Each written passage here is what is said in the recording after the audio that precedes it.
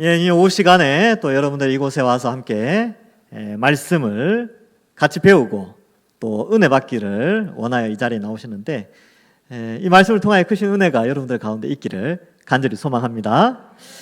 이 다니엘서를 우리가 살펴보고 있는데, 오늘 이 4장은 또 새로운 사건이 등장하죠. 앞에 사건들 다 이제 느부갓네살 왕과 관련되어 있는데, 오늘 이 사건은 이 느부갓네살 왕과 관련된 마지막 어떤 그런 스토리로 되어져 있습니다. 이 느부갓네살 왕은 이 신바벨론주의, 신바벨론 국가에서 엄청난 영향력을 발휘했던 왕입니다.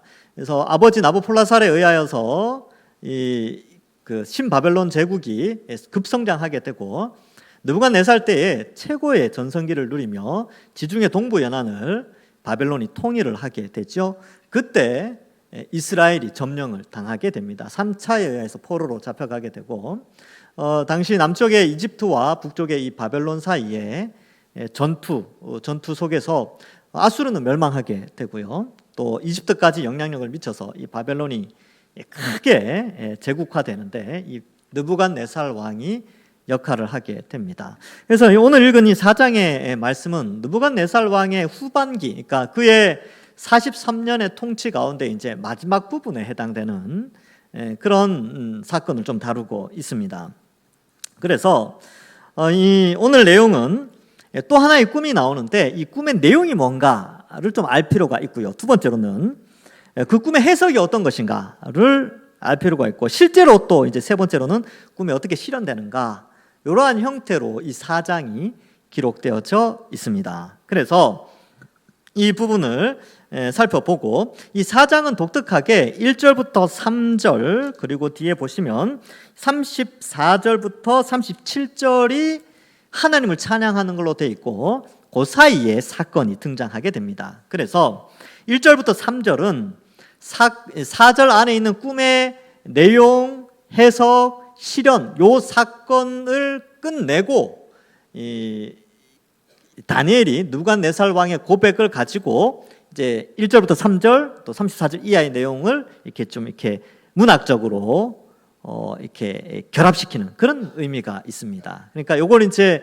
샌드위치 구조, 수미 쌍관, 인클루지오 이런 용어들을 쓰는데, 첫 장면과 끝 장면을 동일하게 해서 중간에 사건을 집어넣고 해결하는 것이죠. 드라마나 영화 같은 데 보시면 그런 장면 많이 나오죠.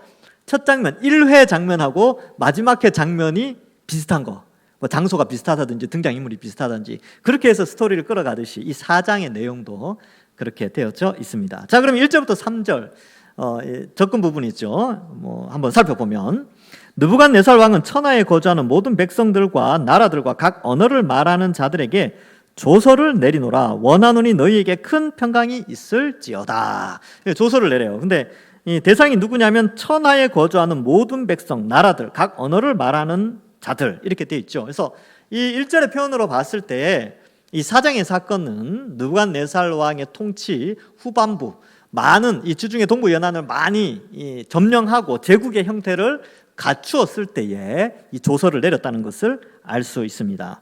2절에 보시면, 지극히 높으신 하나님이 내게 행하신 이적과 놀라운 일을 내가 알게 하기를 즐겨하노라. 여러분, 이 2절을 보면 이 신앙이 굉장히 대단해 보이는데, 이 고백이 나오기 위하여서 4절 이하의 사건이 등장합니다. 4절부터 33절까지의 사건 후에 느부갓네살이 또 이렇게 고백하는 거죠. 근데 앞에서 보면 사드락과 메삭과 아벳느고의 사건에서도 이 느부갓네살 왕이 그래요. 지극히 높으신 하나님, 그 사건 후에. 근데 그 사건이 있음에도 불구하고 또 나중에 또 교만해지는 그런 모습을 나타내게 됩니다. 그래서 여러분들 이렇게 생각하셔야 돼요. 느부갓네살 왕이 하나님을 믿었다 이런 개념보다는 이 바벨론이라는 나라 자체가 다신 국가입니다. 그러니까 여러 신을 인정하는 국가예요. 그러니까 이 신도 믿고 저 신도 믿고, 그죠? 이렇게 신들을 많이 믿는 가운데 바벨론에 있는 이 느부갓네살 왕이 고백하는 다니엘이 믿는 하나님은 그 신들 가운데 지극히 높으신 하나님이에요. 그러니까 이 개념이 뭐냐면, 느부갓네살 왕이 하나님을 온전히 믿었다 이런 개념보다 여러 신들 가운데 하나님만이 참신이라고 나타내었다, 이런 개념으로 좀 접근하면 됩니다. 이게 무슨 차이가 있냐면 느부갓네살은 다니엘이 믿는 하나님을 유일신으로 믿은 건 아니에요. 근데 신들 중에 제일 낫다 이런 개념으로 받아들인 거고, 다니엘은 하나님만이 유일한 신, 유일한 하나님이시다. 우리가 믿는 하나님은 성부, 성자, 성령 삼위일체 하나님만이 유일한 하나님이시다 이렇게 믿죠. 근데 이 바벨론 사회는 그렇지 않습니다. 바벨론 사회는 다신 국가예요. 이 신도 신이고 저 신도 신이고 이 신이 좀 더 괜찮다 이렇게 표현하는 건데, 그러나 이런 다신주의 국가 속에서 하나님의 계시가 나타나게 되고 하나님이 어떤 분인지를 드러내게 되는 것이지요. 그래서 그 고백이, 이 바벨론의 느부갓네살 왕의 고백이 이 바벨론 사회 속에서의 사실 실제적으로 드러나야 되는 그런 고백이지요. 자, 그래서 지극히 높으신 하나님 이렇게 표현하고 있습니다. 내게 행하신 이적, 이적이 뭐냐? 놀라운 일. 이것은 4절 이하에 그 사건이 기록되고 있습니다. 그래서 내게 알기를 즐겨한다. 여러분, 사실 이 바벨론의 느부갓네살 왕의 이 고백은 다니엘을 통해서 이 고백이 나오게 되는데, 우리도 사실 이래야 됩니다. 뭐냐 하면 이 시대의 많은 사람들이 이 느부갓네살 왕의 고백처럼 고백할 수 있도록 하나님은 이 시대에 다니엘과 같은 교회를 세우셨어요.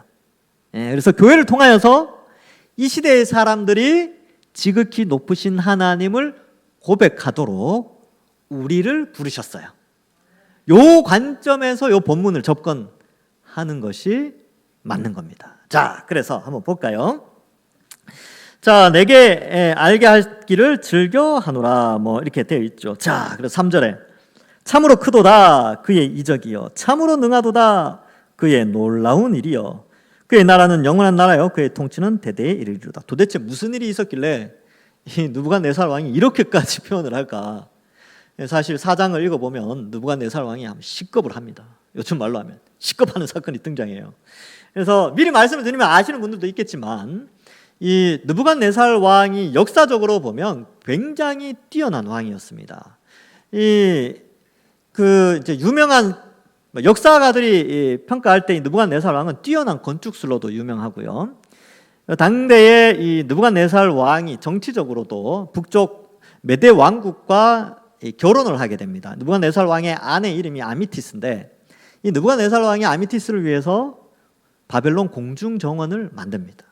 이제 성경에는 안 나오는데, 제가 이제 예전에 서양 건축사를 배울 때도 이 내용을 배웠었고, 여러분들 아마 다큐멘터리 이런 데 보면 이 바벨론의 뭐 몇 대 불가사의 한 건축물 중에 바벨탑도 나오지만 이 느부갓네살 왕의 공중 정원도 나옵니다. 그러니까 그만큼 건축술에 뛰어났고, 현대 건축 기술로 봤을 때도 탁월한 지혜자가 설계했다는 것을 알 수 있고, 2000년 전에 기록되어졌던 로마의 철학자들이나 문헌가들이 바벨론으로 여행을 갔다가 돌아오면 항상 느부갓네살 왕의 건축물에 대해서 칭찬하는 내용들이, 그런 서적들이 많이 나와 있습니다. 그만큼 느부갓네살 왕은 지혜가 뛰어난 왕이었는데, 이 4장에서 이 지혜가 사라져요. 그 사건이 등장합니다. 그리고 그 지혜가 다시 돌아오는 장면인데, 7대 이렇게 표현되어 있는데, 이게 7년인지 아니면 7이라는 숫자가 완전 숫자니까 어떠한 하나님이 정한 때인지는 알 수 없지만, 일정 기간 왕실에서 쫓겨나서 짐승과 같이 살아가는 때를 보내게 되는데, 그러니까 그 사건을 겪고 나서 이제 이 고백을 하는 거죠. 자기가 얼마나 이 하나님에 대해서 생각하지 않고 교만해졌는가, 그것을 이 4장에서 나타내고 있습니다. 자, 한번 볼까요? 그래서 여기 보면 3절에 놀라운 일, 이걸 설명하면서 그의 나라는 영원한 나라요, 그의 통치는 대대에 이르리로다. 여러분, 이 3절 끝부분에 느부갓네살 왕이 이렇게 표현하는 것과 그 다음에 4절의 표현이 상당히 대조를 이루고 있습니다. 어떻게 대조를 이루느냐면, 4절에 보면 나 느부갓네살이 내 집에 편히 있으면 내 궁에 평강할 때에, 이렇게 표현하고 있어요. 그래서 이러한 표현들을 보면서 자신의 궁, 자신의 집, 이런 표현들은 자기가 일정하게 이루어 놓은 그러한 상태를 표현하고 있어요. 그래서 뒷장에 가보면 이런 표현들이 있어요. 여러분 30절을 한번 넘겨서 보시겠어요? 4장 30절. 4장 30절을 잠깐 넘겨서 보시면 제가 한번 읽어볼 테니까 눈으로 한번 따라와 보시기 바랍니다.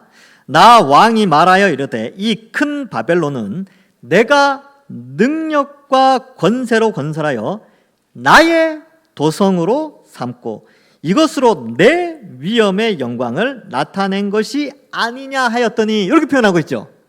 여러분, 이 3절과 30절이 상당히 대조를 이루고 있죠. 4절과 마찬가지로 3절에서는 겸손하죠. 하나님이 최고입니다. 하나님 나라가 영원합니다. 하나님의 통치는 영원합니다. 이렇게 3절에서 고백하는데 30절에서는 내 위엄, 내 거, 그리고 내 도성, 내 위엄, 내 영광, 이런 표현을 써요. 그러면 이제 이 4장의 흐름이 어떠냐면 느부갓네살 왕이 굉장히 교만하게 되어져서 교만 때문에 짐승과 같이 나락으로 떨어지는 장면을 설명하고 있습니다. 그런데 이것을 하나님이 미리 느부갓네살 왕 꿈에 나타내어 보여줬다는 것이죠. 그래서 그 꿈의 그 심판에 대한 예언의 메시지를 전달하고 다니엘을 통하여서 하나님이 교훈을 주시지만 결국 느부갓네살은 하나님의 계시를 잊어버리고 이 꿈대로 이제 아주 비참하게 처해지게 되는 것입니다. 자, 이런 바탕을 가지고 다시 3절을 보면 그의 나라는 영원한 나라요 그의 통치는 대대에 이르리로다.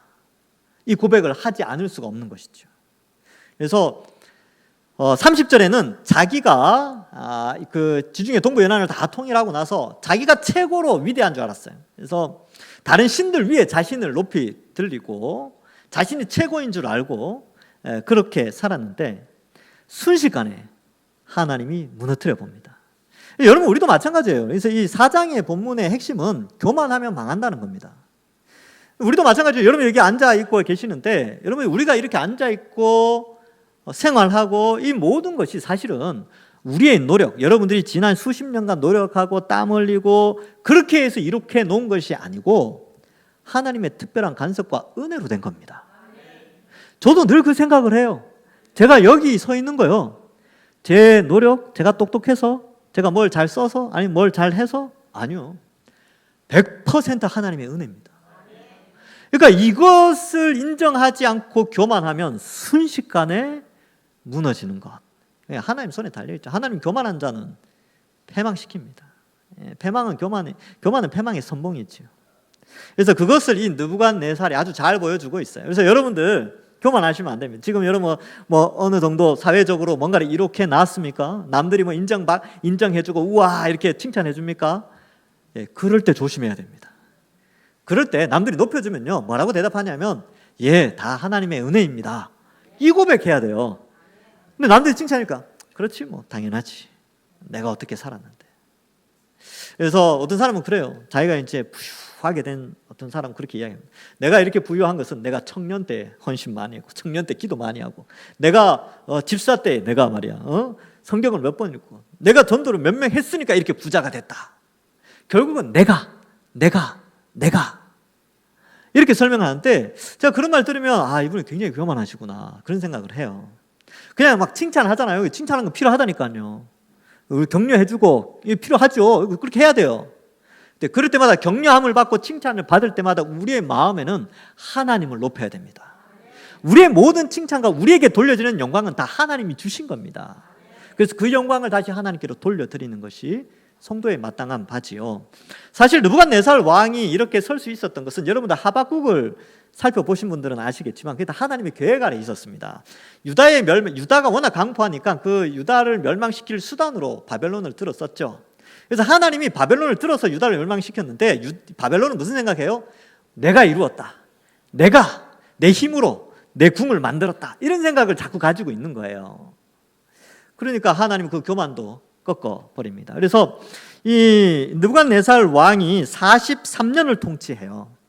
근데 그 뒤로 이제 4번이나 왕이 바뀝니다. 느부갓네살 왕이 죽고 4번이나 왕이 바뀌고 4번째 왕으로 등극한 이 나보니두스는 아들 벨사살과 함께 통치를 하게 됩니다. 그래서 벨사살은 바벨론 성 안에서 정치를 감당하고 아버지 나보니두스는 군사력, 그래서 지방으로 가서 전쟁을 하는 그런 형태로 되어지는데 4번의 왕이 바뀌는 동안의 기간이 23년밖에 안 돼요. 그 바벨론 연대기에 보면. 그러니까 느부갓네살이 통치한 43년보다 그 후대의 4명의 왕 혹은 벨사살까지 5명의 왕이 바뀔 때까지 기간이 23년밖에 안 됩니다. 그리고 페르시아에 의해서 멸망하게 되지요. 그러니까 교만하면 멸망당하는 겁니다. 자, 그래서 이러한 것들을 우리가 좀 생각해 볼 때 인간은 교만해서는 안 되고 또 하나 생각해 볼 것은 인간이 아무리 멋지게 성공하면서 과학을 발전시켜 지금 시대처럼 화성에 그죠? 또 저 멀리 태양계 바깥으로 우주선을 날려보낸다고 해도 온 우주의 통치자와 창조주는 하나님이심을 우리는 인정해야 됩니다.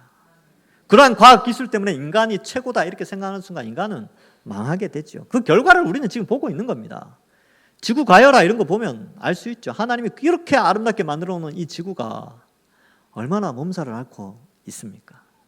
이런 것들을 볼 때 인간의 어떤 바벨탑을 쌓는 인간의 모습처럼 자기 이름을 내고 자기 영광을 드러내는 순간 하나님은 그런 모든 교만들을 꺾어 버리는 것이죠. 그것은 인류에 대한 문제일 수도 있고 개인의 교만에 대한 문제일 수도 있는 것입니다. 그러나 느부갓네살은 이렇게 고백하지요.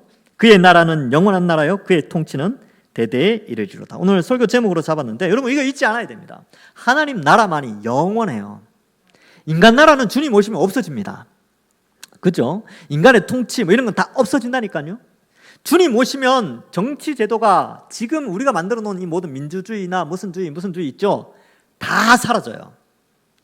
왕정, 하나님이 통치하는 하나님 나라, Kingdom of God, 킹덤이라는 용어를 쓰죠. 왕이 다스리는, 하나님이 왕으로 이 지구상에 있는 모든 인류, 하나님 백성들을 다스려요. 그러니까 모든 것이 사라지죠. 인간 나라는 없어집니다. 영원할 것 같은데 아니요, 영원하지 않습니다. 우리는 세계사를 통해서도 볼 수 있죠. 수많은 나라들이 생겨났다 없어졌어요. 말갈, 돌궐 뭐 이런 기억나십니까? 삼한, 변한 이런 나라들 없어졌잖아요. 그죠? 뭐 다른 나라들은 말할 것도 없죠. 고조선, 고려 이런 거 없어졌잖아요. 그러니까 나라가 계속 없어지고 생기고 그렇게 되죠. 왜냐하면 왕은 생명이 100년 이상을 못 갑니다. 근데 하나님은 어때요? 하나님의 통치는 영원하시죠. 그러니까 그 나라는 영원한 겁니다. 하나님의 통치는 영원한 거예요. 그러니까 우리는 그 영원한 나라의 백성으로 부름을 받았습니다. 그러니까 그 왕 대신 하나님 우리에게 영생을 주시는 것이죠. 그 나라를 위하여서, 하나님 영광을 위하여서. 그러니까 그 나라는 영원하다. 그래서 없어질 나라, 이 나라 이 모든 것들을 가지고 거기에 목숨 걸지 말고 하나님 나라를 위해서 목숨을 걸어야 됩니다. 그러니까 어떤 사람들은 뭐 이 땅에 뭐 정치 이런 것에 막 목숨 걸고 움직이는데 글쎄요, 그 필요는 하지만 우리가 진짜 기도하고 매달려야 될 것은 하나님 나라입니다. 그러한 것들을 우리가 좀 생각해 볼 필요가 있지요. 그의 통치는 대대에 이릅니다. 하나님 통치는 영원한 거죠. 그래서 우리는 인간은 누구나 정치적인 사고를 가지고 있기 때문에 우리의 정치적인 사고는요, 하나님 나라에 포커스가 맞춰져 있어야 됩니다. 하나님 나라. 그래서 복음이 전파되어지고 이 타락한 세상 가운데, 이 바벨론과 같은 세상 가운데 하나님 나라가 어떻게 확장되어지고 하나님의 통치가 어떻게 나타날 것인가, 이 고민을 하는 것이 바로 그리스도인의 모습이지요. 그 나라는 영원한 것입니다. 자, 그래서 이제 4절 이하의 사건이 등장하는데 이 사건들이 재밌어요. 자, 꼼꼼히 좀 살펴볼 필요가 있는데 4절에 보니까 나 느부갓네살이 내 집에 평안이 있으면, 이제 전쟁이 어느 정도 마무리가 됐어요. 정복 전쟁을 쉬고 있을 때일 수 있겠죠. 내 궁에서 평강할 때에, 큰 고민 없을 때, 편안하게 잠들 때죠. 그래서 5절에 한 꿈을 꾸고 그로 말미암아 두려워하게 됩니다. 여러분, 편안할 뻔했는데 꿈 때문에 두려워하기 시작했어요. 하나님이 내버려 두지 않는 거죠. 그래서 두려워하였으니 곧 내 침상에서 생각하는 것과 머릿속에서 받은 환상으로 말미암아 번민하였노라. 그래서 느부갓네살 왕이 사실 얼마나 많은 꿈을 꿨겠습니까? 근데 이렇게 근심 걱정을 하게 되는 이유는 이 꿈은 보통 사람들이 꾸는 꿈이 아니라 계시로 주어진 꿈이기 때문에 그렇습니다. 그러니까 성경이 기록되어졌죠. 여러분들이 꾸는 꿈, 제가 꾸는 꿈은요, 계시일까요, 아닐까요? 아니라고 말씀드렸어요. 여러분, 계시는 없어요 이제. 그러니까 꿈에 너무 매달리시면 안 돼요. 그래서 어떤 사람은 꿈꾸고 나서 복권 사러 가는 사람들도 있는데 그러지 말라니까요. 예, 그 계시가 아니에요. 예, 돼지 꿈. 그 우리나라에만 있는 그 독특한 그런 거 아닙니까? 그러니까 이게 미신이죠, 미신. 꿈에 돼지 나왔다고 복권 사러 가지 마세요. 미신을 따라 살지 말자는 뜻인 거죠. 예. 그래서 꿈은 우리에게 메시지를 전달하는 수단이 아닙니다. 꿈에서 뭐 할아버지가 나왔다, 할머니가 나왔다. 그 신경 쓰지 마세요. 아마 여러분들 생각 가운데 할아버지, 할머니 잠깐 생각했나 봅니다. 그래서 그게 이제 잔상으로 남아서 그렇게 나오는 거지. 하나님은 절대로 우리에게 꿈으로 계시를 나타내지 않고 하나님은 성경 말씀으로만 계시하신다. 이거 확실하게 붙잡아야 돼요. 이게 2000년 기독교 역사에 가지고 온 계시론입니다. 예. 그래서 누가 꿈 꿨는데 어쩌고 하면 믿지 마시고, 내가 산에 가서 기도하다가 환상을 봤다, 이런 거 절대로 믿으시면 안 됩니다. 다 이단들이 그런 걸로 이제 사람들 현혹하는 것이죠. 자, 그런데 이 시대는 달랐죠. 이 시대는 하나님이 계시를 이제 꿈으로 나타내던 그런 시대입니다. 지금으로부터 한 2600년 전쯤이니까. 그렇죠? 한 꿈을 꾸고 머릿속에 이제 번민하게 됩니다. 그래서 6절에 이러므로 내가 명령을 내려 바벨론의 모든 지혜자들을 내 앞으로 불러다가 그 꿈의 해석을 내게 알게 하라 하였더니, 이렇게 말씀하고 있습니다. 여러분 어디서 본 것 같지 않습니까? 예, 2장에서도 나왔죠. 2장에서도 보면 이 신상이 하나 나오고 뭐 금, 은, 뭐 놋, 그다음에 철, 진흙으로 된 신상이 있는데, 예, 손대지 아니한 돌이 날라와서 신상을 다 부서뜨리는 그 꿈을 느부갓네살 왕이 꿨어요. 이 느부갓네살 왕은 참 독특해요, 그죠? 하나님의 계시의 꿈을, 불신자임에도 불구하고 2번이나 꿈으로 계시를 받는 아주 독특한 그러한 인물입니다. 근데 그것도 참 독특한데 그 2개의 꿈을 다 해석하는 사람이 또 다니엘이죠. 예. 자, 그래서 이 꿈을 꾸게 됩니다. 근데 2장에 나왔던 꿈과 4장에 나온 꿈을 이제 풀이하는 과정에서 차이점이 등장하는데, 2장에서는 느부갓네살 왕이 좀 성격이 고약해가지고 꿈 내용을 알려주지 않았어요. 그죠? 그리고 사람들 불러 모아놓고 내 꿈 맞춰라, 그리고 해석해라, 이렇게 했는데, 이 4장쯤 오니까 이 연배가 좀 차가지고 마음이 조금 넓어진 것 같아요. 그래서 이제 꿈 내용을 알려줍니다. 예, 꿈 내용을 이제 설명을 해줘. 내가 이런 꿈 꿨는데 이제 해석 좀 해줄래? 이렇게 이야기를 하는 것이죠. 자, 7절에 보니까 그때 박수와 술객, 갈대아 술사와 점쟁이가 들어왔으므로 내가 그 꿈을 그들에게 말하였으나, 이렇게 돼 있죠. 말을 해주죠. 그들이 그 해석을 내게 알려주지 못하였다, 이렇게 기록하고 있습니다. 여기 이제 등장하는 사람들이 있는데, 첫 번째 박수라고 돼 있죠. 박수. 박수, 박수 치는 거 아니에요. 이 박수는 우리 박수무당 이런 표현 쓰죠. 근데 이 단어를 이렇게 번역을 해놨는데, 이 단어가 이 마술사 이런 뜻입니다. 마술사. 2번째 등장하는 사람이 술객이 등장하는데, 이것은 뱀을 부리는 마법사. 여러분 뱀 부리는 마법사 본 적 있습니까? 그 영화 같은데 보면, 인도에서 보면 이게 항아리 같은데 코브라 집어 넣어놓고 피를 막 불죠. 피를 불면 이제 코브라가 춤 막 추고 막 움직이잖아요. 그런 뱀을 부리는 마법사를 의미합니다. 그래서 하여튼 이 아람어로 단어가 다 달라요.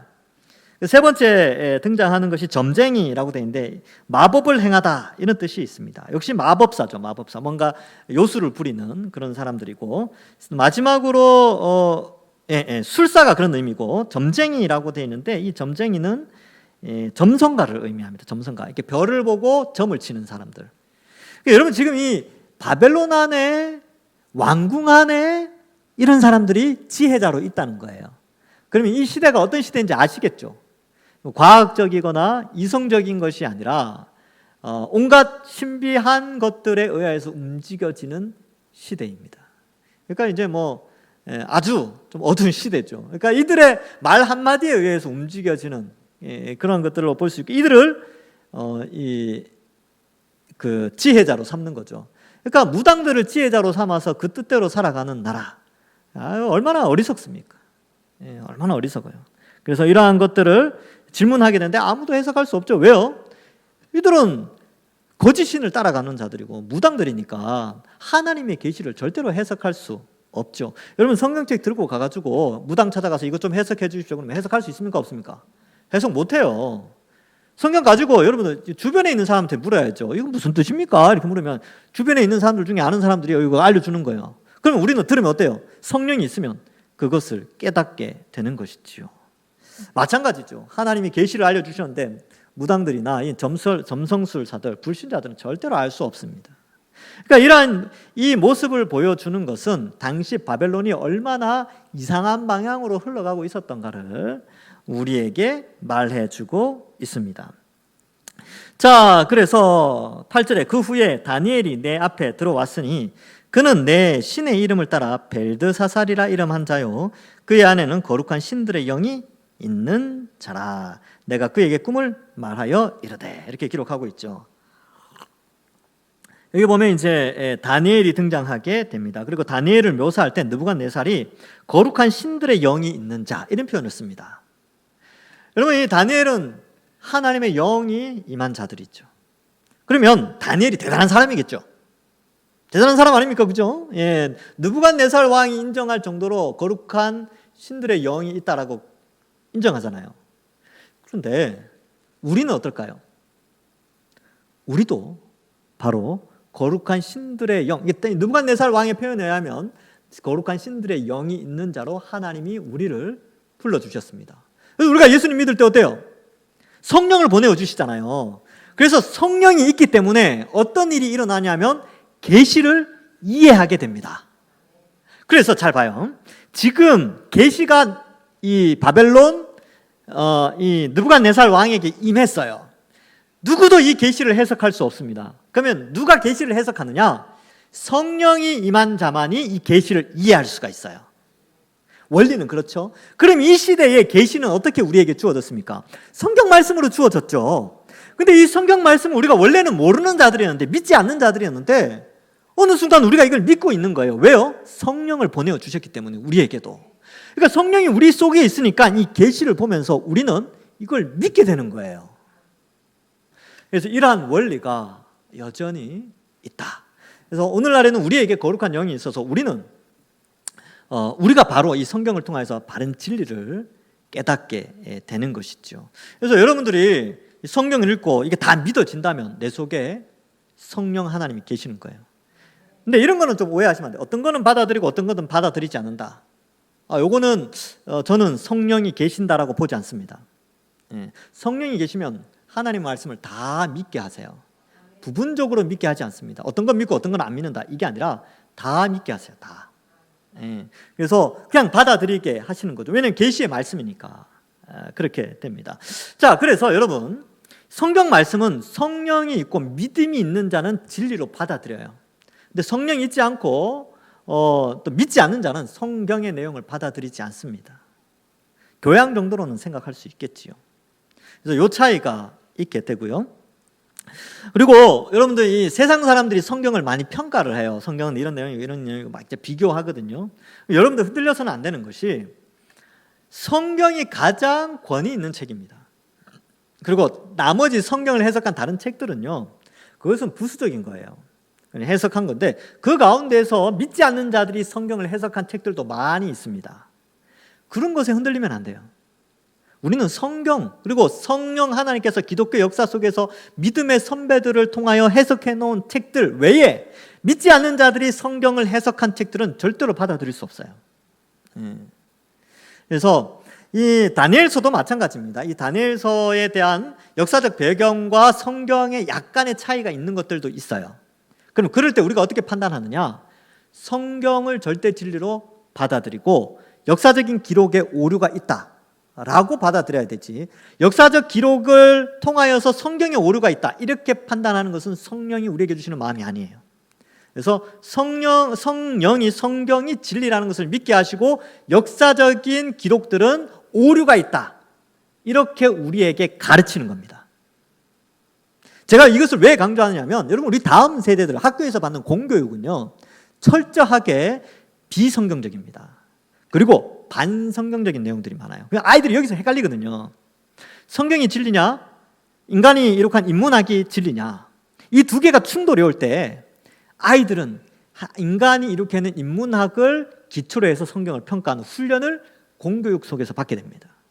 그래서 지구의 나이, 공룡, 인간, 무슨 뭐 이런 것들을 학교에서 배우잖아요. 그런 관점에서 성경을 접근하면 성경이 안 믿어진다니까요. 근데 놀라운 것은 성령이 있으면요, 성경이 믿어져요. 성경이 믿어지면서 이건 이렇게 학교에서는 이렇게 가르칠 수 있지만 나는 이게 더 믿어져. 이렇게 가는 것이 신앙 교육입니다. 근데 이걸 그냥 내버려 두는 것이 아니라 믿음의 선배들이 성령의 감동으로 자녀들에게 이걸 가르쳐 줘야 돼요. 잘 가르쳐야 됩니다. 교사 교육이 그래서 중요한 겁니다.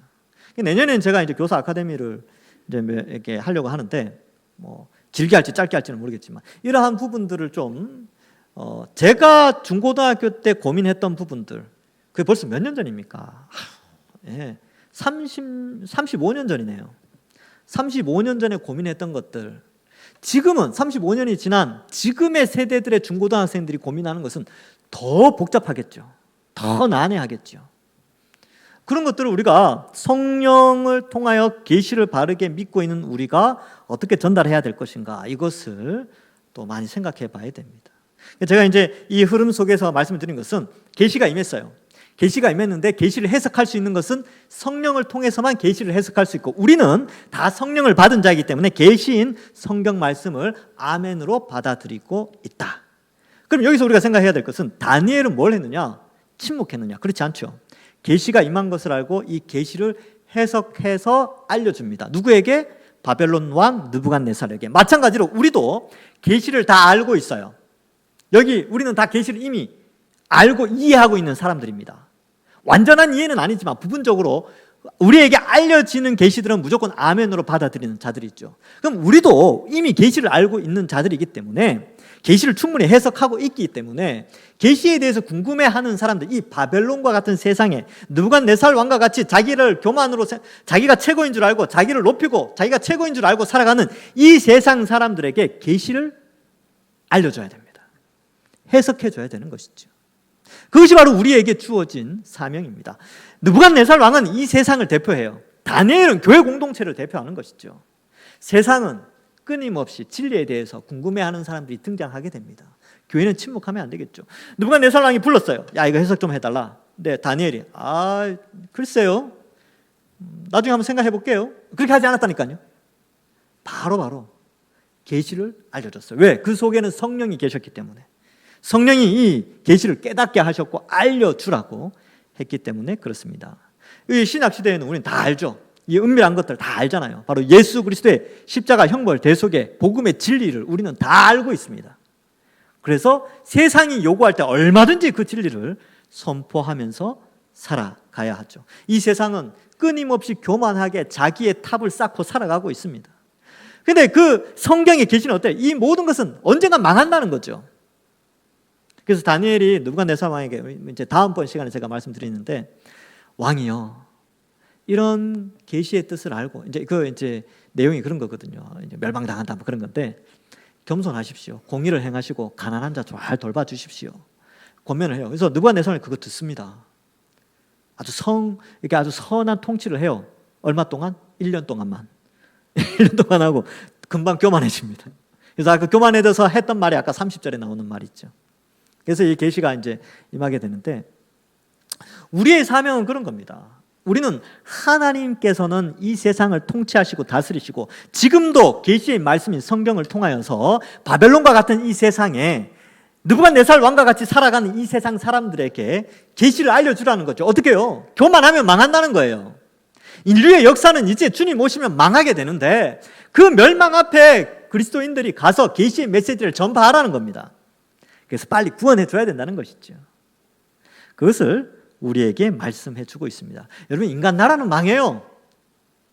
나라는 망합니다. 주무시다가 갑자기 들으신 분들은 깜짝 놀라실 텐데, 인간이 세운 나라들은 나중에 멸망한다. 주님 오시면 다 없어진다는 뜻이에요. 하나님의 나라는 이미 이 땅에 임했고, 그 나라는 주님 오셨을 때 영원히 완성된 나라로 펼쳐지게 되고, 거기에 백성으로 우리가 먼저 부름을 받았습니다. 자, 9절에 보면, 박수장 벨드사사라, 내 안에 거룩한 신들의 영이 있은즉 어떤 은밀한 것이라도 내게는 어려울 것이 없는 줄 내가 아노니 내 꿈에 본 환상의 해석을 내게 말하라. 이것을 말하고 있죠. 이게 박수장 이렇게 되어 있는데, 지혜의 대한 것이죠. 그래서 다니엘서 2장 48절에 보면 왕이 이에 다니엘을 높여 귀한 선물을 많이 주며 그를 세워 바벨론 온 지방을 다스리게 하며 또 바벨론 모든 지혜자의 어른을 삼았으며 이때의 나이가 15살 경이었습니다. 지혜자의 어른으로 삼은 나이가 한 15살쯤 되었죠. 그래서 여기 이제 박수장으로 지금 어느 정도, 지금은 시간이 많이 흘렸죠. 30대 후반 되겠죠. 어느 정도 다니엘이 왕궁 안에서 상당한 힘을 발휘할 때입니다. 그때 해석을 내게 말해라 이렇게 말하죠. 지금도 세상은 우리에게 말합니다. 우리에게 하나님의 계시를 좀 알려달라. 지금도 여러분들 교회 밖을 나가시면 수많은 사람들이 하나님의 계시를 알려달라고 우리에게 요구하고 있습니다. 말씀을 맺습니다.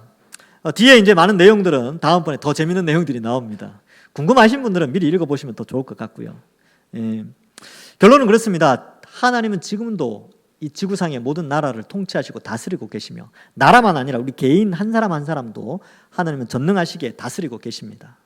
그렇기에 우리는 하나님의 통치함을 믿고 하나님의 백성답게 살고요. 무엇보다도 오늘 말씀처럼 계시는 성령을 통하여서 깨닫게 하시는데 우리는 다 성령이 우리 속에 있으므로 말씀의 계시를 다 깨닫고 있습니다. 그리고 이것을 우리만 아는 것이 아니라 세상 사람들이 계시를 알기를 원하는 자들이 있다는 사실을 알고 우리가 알고 있는 이 진리의 계시, 십자가 복음을 세상 사람들에게 알려서 이번 한 주간 하나님의 계시의 영광, 이 복음의 영광을 드러내면서 온전히 이 세상 하나님 백성답게 하나님 통치에 순종하며 살아가시는 우리 모든 주의 백성들 되기를 주님의 이름으로 간절히 축원합니다. 기도하겠습니다. 하나님 감사합니다. 성령을 우리에게 부어주셔서 하나님의 계시의 말씀을 깨닫게 하시고 우리만 아는 것이 아니라 아직도 이 바벨론과 같은 세상에 하나님의 계시를 알지 못하는 자들에게 십자가 복음의 진리의 말씀을 잘 전파하는 저희들 되게 하여 주시옵소서. 하나님의 나라는 대대에 있으며 영원하다는 사실을 알고 또 이 땅을 살아가면서 때로는 어려운 상황 속에서도 하나님 나라 백성답게 하나님만 의지하며 또 복음 전하며 성령의 능력을 따라 말씀에 순종하며 살아가는 저희들 다 되게 하여 주시옵소서. 감사드리옵고 예수님의 이름으로 기도하옵나이다. 아멘.